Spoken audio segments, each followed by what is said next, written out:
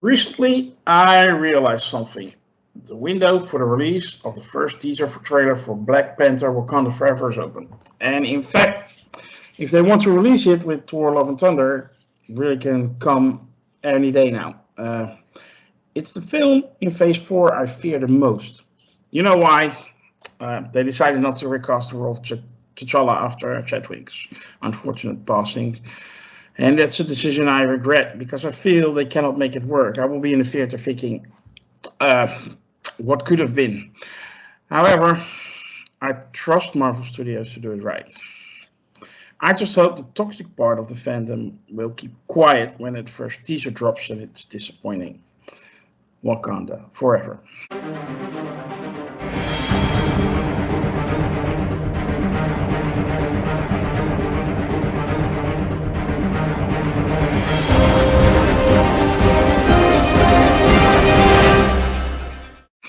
Hello and welcome to the Review of Champions. It's time to talk about Miss Marvel Episode 3, Destined. And with me are Merv. Hello. Mr. Taylor first. Hey. And Jeff B. Hey, how's everybody doing? I'm doing great. I hope you're doing great too. Before we start, I would like to ask you all to hit that like and subscribe button and maybe join our forum on sakar.freeforums.net. It's a nice community full of nice fans. We would love it if you join up and engage in conversation. And, well, if you want, you can join us on the show. Jeff B did it recently, and we love to have him here. And we love to have you here with us. We're going to talk spoilers, so if you haven't seen the episode yet, go check it out and come back to the video. I'm going to get some initial reactions. I'm going to start with Jeff B. Jeff, what do you think of the episode? I like this episode. I thought it answered a little bit of questions, but it also gave us some intriguing things to look forward to. But I enjoyed it. I thought it was great, man. I like where it's going. Mm-hmm. Taylor? I agree. It was a good episode. It brought in some information about the some villains, some lore. There was an action scene that was pretty good. So yeah, overall good episode. Merv? Yeah, same. It's a really good episode. It expanded a lot of our knowledge of just this universe and Kamala's history, and it answered a lot of questions and it asked a few more, and it's really entertaining. I agree. I think it's also really entertaining. Maybe it's me, maybe I'm crazy, but I actually enjoy the world of Kamala more than the superhero stuff in this show. It's really intriguing and fun to watch, and yeah, you learn something left and right. But yeah, I really enjoyed the episode, and I agree with you guys. It brought forward the story. Taylor, was there any negatives for you?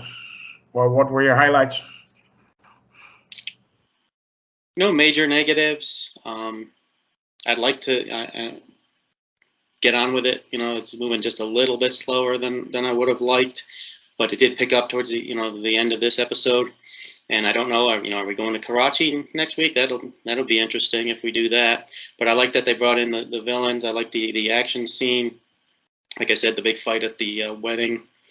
I'm really enjoying the character and her arc, how she learning her powers. And we've talked before about how the similarities to Peter Parker and his story, being a teenager getting superpowers. But and you guys might not like this, but another movie that this reminds me of is the Shazam movie. I just get that same vibe, the same tone, the same feeling of the teenager getting the superpowers and not quite knowing how to use them yet. But it's all good for me. Like I said, the only complaint is, and it's not even a complaint, it's like, I'm ready to go. Let's kick it up a notch and get the story really roll out. Like, I got it. We're learning about Kamala Khan and her family, and it's all been very interesting and great, but I'm ready for the superhero stuff to take off now. Okay, so you and I are not completely on the same page on that subject, but that's fine. Just a little question. I saw a negative on the board. I think it was you, Merv, who said that the jump from the nice Jins to becoming the villain was a bit fast. I actually agree with that. That was felt a little bit forced without Star Wars, bringing Star Wars in. We're going to do that later. Yeah, that's really the only complaint I had with the episode, is it didn't feel, it's almost like you could either see it coming, or like, what was the point of them being friendly out of the gate? Like they were friendly for like a day, and then the next day they were just ready to kill everyone and force Kamala, even though like the day prior she offered the bangle to them. She was like, "Do you want this?" And they were like, "No, you should have it." And it's like, but we're gonna force you later. It just didn't make as much sense to me as everything else. But overall, I loved it. I thought. Yeah. I rewatched it earlier today, and I actually took really also focused on this comment from you on the board. And there was a remark, something like we are out of time or something like that. So they didn't really have a lot of time to wait for Kamala to figure everything out, how to do this safely. So maybe it comes from there. Yeah, it might, maybe, I don't know if there's some stipulation that they're not telling Kamala, like it's going to destroy her if she opens the gateway back to their Nord dimension or whatever. Maybe it's something like that they don't want to be the ones to take the sacrifice, but they want her to. They're trying to, but I mean, going right from, trying to verbally convince her to forcefully make her, like it just felt like a quick turn to me. But there's only 6 episodes, so I guess maybe if they were introduced a little bit earlier, it might feel like, oh, they're friendly. Oh, no, they're not friendly. They have ulterior motives, So overall, you feel, and I got that vibe a little bit also from Taylor, they took too much time of introducing Kamala's world and should have focused more on the story of this show.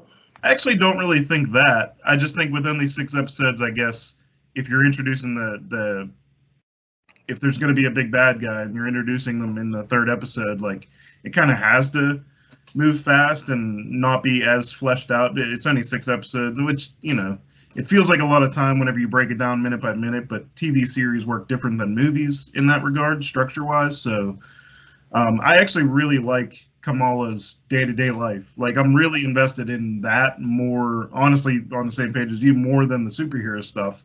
But if we're going to do it, I guess I want it to be done well, you know what I mean? And I want it to be done believably and that makes sense, and it, for the most part, it does. But that was just one thing that stuck out. Like, it was just a little odd. But like overall, Kamala's whole, pretty much everything to do with her personal life, I like. I'm really into. I like that even this episode they closed off a couple things, like her brother's wedding and her best friend's vote on the mosque board or whatever. Like it was like those things are introduced, they don't have a major part, but it's like little things in the background that you can go, oh, okay, that's good, I don't know. It was a lot of fun. Jeff, what did you think about this episode? Any negatives, any positives? The only negative I would have is what you were just referring to. It's not. I don't get me wrong. I enjoy learning about her family and all that stuff, but I'm like everybody else. I'm ready to start seeing some action. I want to start seeing those powers come into play, and see where we're going, with that. But no, other than that, I thought everything's looking good. I mean, the introduction of the villains, I kind of expected that, probably maybe just not an entire clan. I was expecting maybe, one villain or 2, but not like 5, but it worked out. I mean, it played out really good. Okay. Yeah, you get in the fight. What I thought was actually very well done. That in the beginning, Kamala is a little bit more like hiding from the villains, maybe unsure of using her powers. But at a certain moment, when they reach the bigger hall, she has no other choice. When the moment comes, she has to protect Bruno. She really starts to use her powers in a good way. It feels like she, for the first time, she has a little bit of control. Would you agree? I think that it felt rushed to me, but I mean that's okay, you know. But it's like, just like we were saying, you only got 6 episodes, so we got to get to this pretty quick. So Yeah, indeed. Taylor, you have anything to add? Yeah, I agree. None of this is major issues. The show is going really great as far as I'm concerned, and I really like the flashback part of the Jinn, and I guess the other lady was her great grandmother, finding the bangle, looking for the other one, and then not able to find it. So that provided a lot of context. The wedding, okay. I mean, do we really need the dance number? And maybe we could do a little more superhero stuff. I mean, it was fun, it was enjoyable, but we've only got 6 episodes. You need to get moving at some point. But like I said, it's all enjoyable, it's all fun. Kamala is really great. I mean, the character is really great, and her family is a lot of fun. And Bruno, I'm glad that Kareem is trying to help her, trying to protect her, not helping the other Jinn as bad guys to take her out. So he actually was sincere with her. So that I'm glad of that, because that would have been really rough on her. But I think she is going to be facing some big challenges here going forward, especially if they're going to go to Karachi and talk to her grandmother. Her grandmother knows something. I mean, her grandmother was seeing visions, I guess. So maybe she has the other bangle. I don't know at this point. Yeah. But again, there's no complaints about anything. Like I said, I like the vibe of the show. It is similar to the Shazam show, the Shazam movie, I should say, which is kind of interesting considering that character was once known as Captain Marvel. And it's all kind of full circle here. Yeah. But I don't have any major complaints at all. I'm really enjoying the show. I'm just hoping the next 3 episodes give us some more action and then move a little bit faster. I have that feeling, yeah. And I actually agree with you that the show does have a similar kind of vibe as Shazam, which I actually really enjoyed for what it was. Not the greatest superhero movie of all time, but a very decent, funny one, and which I really enjoyed, and I had a good time, and I can watch again, no problem. Same goes for Miss Marvel, and I just have my hopes up for a Kingo Miss Marvel dance number in the future.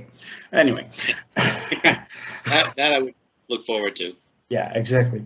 I'm a sucker for this. I mean, I was also a fan of the Hawkeye mid-credit scene, so musical number. So I actually listened to it earlier today on my Spotify list. But anyway, let's not get too far, dive too far. I want to have a rating. I think it's time for a rating.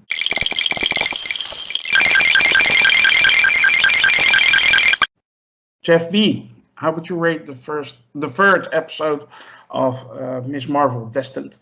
I'll give it a 9 out of 10. Okay, high number. Yeah, I'll give it a 9 out of 10 on this one. Wow. Okay, Taylor.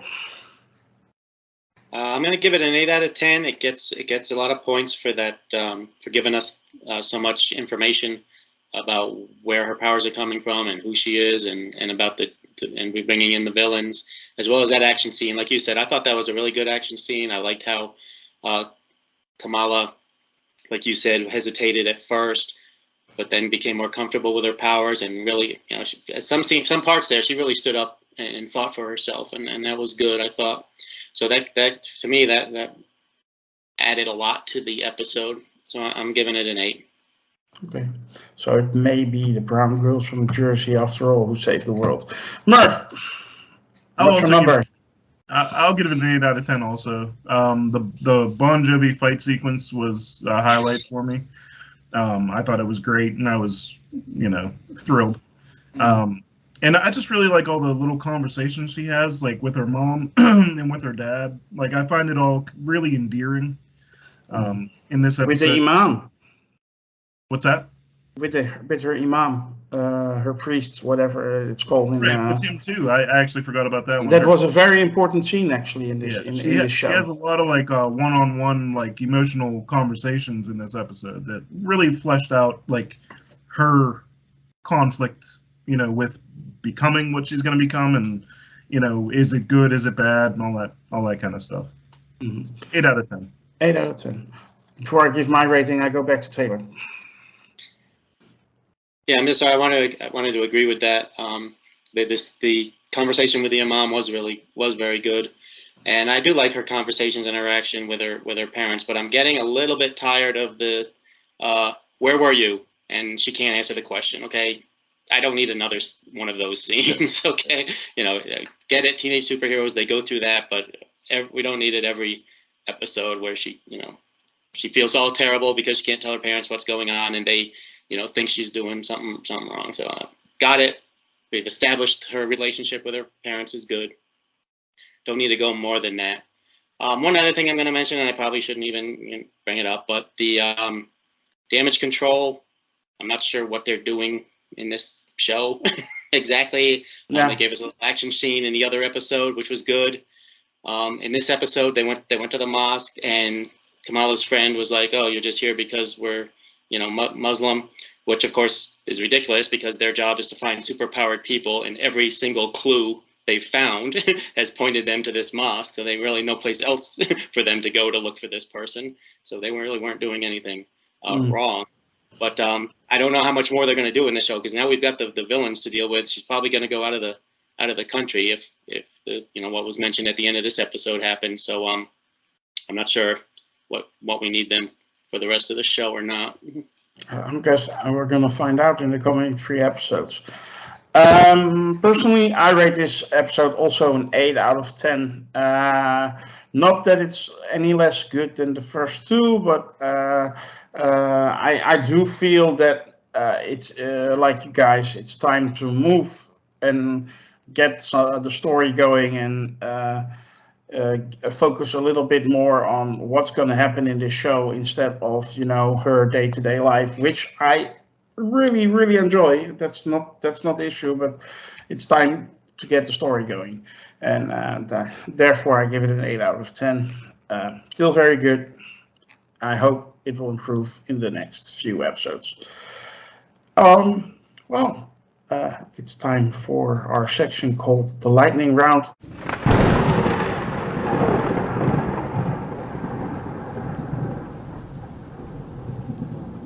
In which I'm going to ask you some silly questions, but you can, of course, deepen those with some afterthoughts or reactions to what people say. You know what? I'm going to start with you, Merv. Do you dance at weddings? The stereotypical chicken dance and that sort of thing, I'll do, but I am not much of a dancer unless I am very drunk. That's the only stipulation. So we touched on this already a little. Do you like those kind of scenes in the MCU or in general in movies, where they actually take like 5 minutes to show you a dance sequence which does not move the plot along, which is just there? Overall, I guess mixed, because like the one that we mentioned in Hawkeye, I enjoyed, but it was also like a post-credits or whatever scene. This one I didn't enjoy as much, just because I was like, all right, I get it. Like, we're dancing at a wedding, but it felt like sometimes it hits me a little too like High School Musical vibes or whatever, and I've never even seen those movies, but it's just not my cup of tea necessarily. But if it's other people's, that's, you know, perfectly fine. I don't get much out of them, you know, the choreographed dance sequences usually, unless it's like in a Tarantino film or something like that. But yeah, it's also, I guess, an homage to the Bollywood, which they referenced before in the show. So I guess in a way it fits. But yeah, so you're more like a Drex. Yeah, than I'm Peter like Quill. I'm a wallflower in real life. Like I don't go out on that dance floor too long. Anyone else want to reveal whether they're more Drax or more Peter Quill, or should I just move on? I already read the room. Okay. Jeff B. Do you believe in ghosts? And, well, do you like the route they're taking with this show? I like the route they're taking with the show, yes. And yes, I do believe in ghosts. Okay. Ever seen one? Never seen one, but have been scared by one, yes. Okay. And I wasn't alone. That's the other thing. That's why I can say that I believe in it. Okay. Well, I hope you can handle it well in your life. That must have been a terrifying experience. Taylor, I have a very serious question for you, of course. Can you resist synthetic fruit pies? Synthetic fruit pies. Yes, I am very able to resist synthetic foods of all kinds. Okay, that's very good. But do you like the character of Kamala's father? He's not really much fleshed out in the show, or in discussion online or whatever. You don't see a lot of talk about Kamala's father, but I think he's a very sweet, nice man and a good father. Yeah, I think he's a great character. I'm glad he's there. And if fruit pies are his thing, I'm all for it. I would have gone for the Hostess cupcakes myself, but if he wants to do the fruit pie thing, I'm all for that. Yeah, I think he's a great character, and I'm glad he's there. I'm glad she has a stable family, because God knows we've all seen enough dysfunctional families on TV and movies to last us a lifetime. She's got a solid family, not perfect, but solid family. So I'm glad to see that, and I think he is a great character, and he's playing a good dad. Yeah. The actor, by the way, I think he voiced Doctor Strange in one of the animated shows, I believe. Really? I heard that, yeah. So I think I saw that in a like the featurettes. They also always drop right before those shows start to air. I thought I saw that, and I have a question for. One thing in addition about this show is it's probably going to become my second favorite Genie show after the one starring Barbara Eden in I Dream of Jeannie. Okay.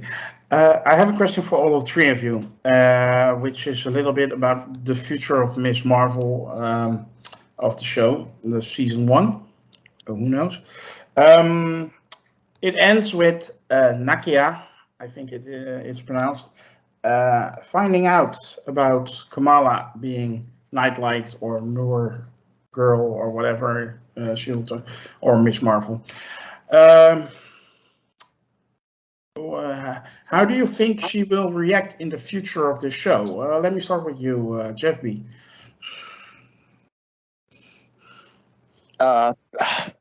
Will she be supportive, or will she? Yeah, I think she'll definitely be supportive. I think she's gonna. Yeah, I think she'll be supportive. Oh. I don't think she was upset, but I think she was probably more upset because she wasn't in the loop. But I think she'll be supportive when they talk. Okay, because she was very much against superheroes and and the actions and the consequences of those actions. At least she gave that vibe all during the show, and it was actually in the summary for episode 3. So Taylor, do you may have another opinion? I think she'll come around. Eventually, I don't think she's gonna stop being Kamala's friend. She's a little upset. And I personally, again, just talking about tropes of superhero stories, it always bugs me when someone finds out that their friend's a superhero and they're mad that they didn't tell them. Have you ever read a comic book? It's the secret identity is kind of a thing. All right, you're not supposed to tell anybody that you're a superhero.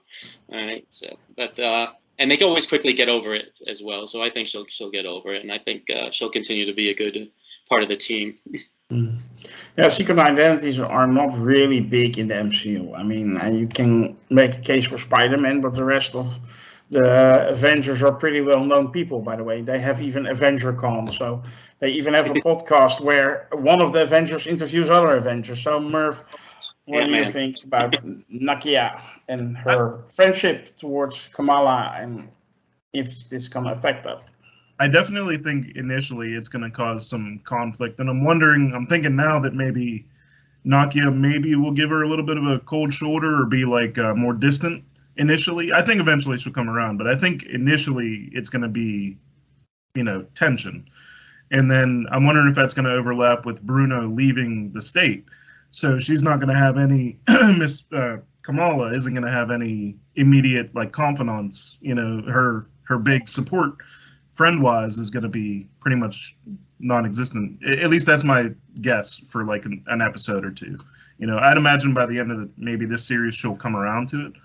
But I think there was definitely initial like, I don't want to say annoyance or whatever, but Nakia didn't look happy that she found out that she was actually this superhero who had been causing all the problems. You know what I mean? Yeah, exactly. Yeah, I actually have no idea where this is going. That's why I asked you guys. You are wiser than me.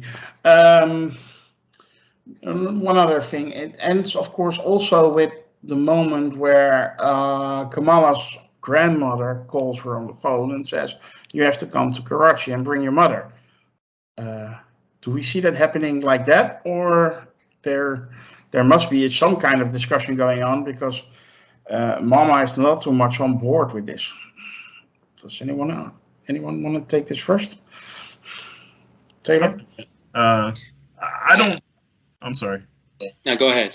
Yeah, I mean, it's kind of a big jump to expect them to or Kamala to just go back to Karachi's in Pakistan, I assume. I'm not a geographist, but you know what I mean? I believe she's a junior in high school, so she's about 15 years old. She can't just go there. Now, whether or not like 16. she gets kidnapped by the bad guys or something. I mean, I can't even imagine like how she's going to get there. And her family support it. Like, I don't think that's going to be a thing, but I don't know. I honestly don't. And Grandma said, "Bring your mother." I don't have the feeling they are on speaking terms. So, yeah. So, yeah, that's going to be interesting to see how that works. Yeah. Well, how that's going to play out either. Yeah, I really have no idea. The one thought I have is what I would like to see, but I'm not expecting. Is she goes to her mother and opens up and tells the truth for a change, and then maybe we find out her mother knows more than we thought she knew. It's kind of a family thing apparently. Yeah. From her mother and her mother's mother. So But maybe she does know more about it. Only way. I'm sorry, Jeff. That may be the only way it's going to work out. But I don't have the feeling Kamala's mom is really on board with her family history, and she knows clearly about the bangle, as shown before in the show, and she doesn't want her daughter to have anything to do with it. But then she puts the bangle in a box easily accessible in the attic. I don't get that. Is that just suspension of disbelief for me, or that I don't have right now, or is it like, is it not? Am I reading the show wrong? I think we're going to learn more than what we know right now about that, because I had the same questions. Well, that's my only thoughts, is maybe the mother does know more about this, and she doesn't want it. She doesn't want Kamala to be part of it, but she may have to accept it when she finds out it's the Jinn are here and they're in danger. Yeah. Okay. Yeah. So I'm hoping Kamala will just open up to her mom. I think her mom is very sweet and protective of Kamala, and she cannot protect her daughter if she doesn't know the truth. At least in my eyes. But is there anything someone wants to unpack about the third episode of Miss Marvel, Destined? Merv. Yeah.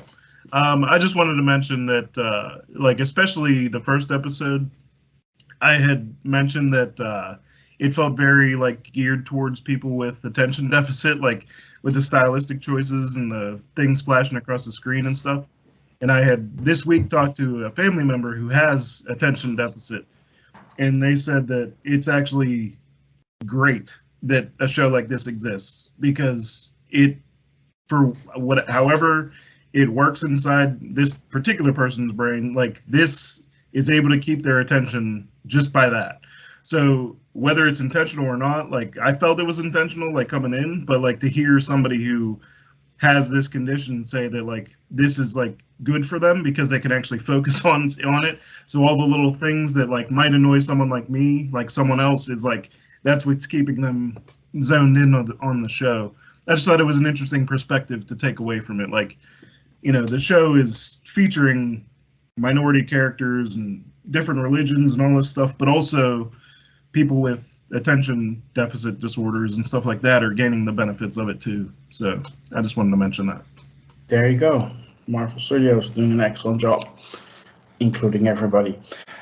I think that will conclude our review for episode 3 of Ms. Marvel Destined. Before we finish, I would like to ask you all once again to hit that subscribe button and notification bell on YouTube. Follow us on Twitter, like our Facebook page. Join the forum on Sakar, sakar.freeforums.net. That way, you'll never miss us and we won't have to miss you. Bye.